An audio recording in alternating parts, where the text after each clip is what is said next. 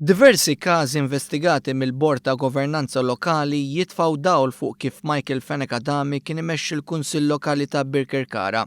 It-tmexxija ta' Fenek Adami ddur minn każ għal ieħor ta' abbuż u potenzjal ksur ta' liġi tal-kunsilli lokali. Każi li għalihom Michael Fenek Adami ddefenda ruħu ħafna drabi assistit mill-avukat Carol Akulina, uffiċjal tal-Partit Nazzjonalista qrib ħafna ta' Simon Busuttil. Kollox idur ma' ksur ta' proġetturi finanzjarji fejn f'kuntratti ta' eluf ta' euro Fenek Adami iddeċida waħdu mingħajr ma informa lill-Kunsill Lokali, anki jekk l-ammonti ma kinux żgħar.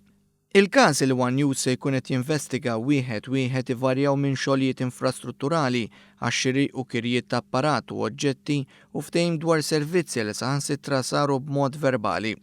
F'diversi okkażjonijiet intqal li kif l-aġir huwa eżempju ċar ta' governanza ħażina fejn persuna tiddeċiedi u taġixxi mingħajr l-approvazzjoni formali tal-Kunsill, kif ukoll tikser ir-regolamenti u l-proċeduri stabbiliti dwar ix-xiri pubbliku kif ukoll tal-loti tal-kuntratti tal-Gvern. Żied ifakkar li ebda sindkom m'għandu dritt jagħmel xi tip ta' arranġament simili mingħajr l-approvazzjoni tal-Kunsill Lokali. Intqal ukoll li anke l-kuntrattur ma segwix proċeduri stabbiliti mill-liġi.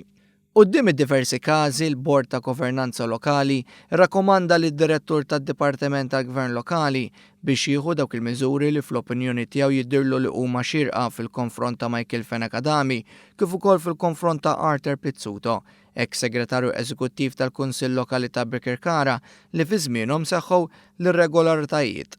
B'reazzjoni għar-rapport Michael Fenek Adami ddefenda ruħu bħalma mel quddiem il-Bord, iżda l-ikbar diviża mela l-Partit Nazzjonalista li ħareġ jgħid li ma joqgħodx għall-ġudizzju tal-Bord. L-istess Bord li fl-imoddi kellu rapporti qiebsa fil-konfront ta' Kunsillu Lokali immexxija minn kull naħa politika.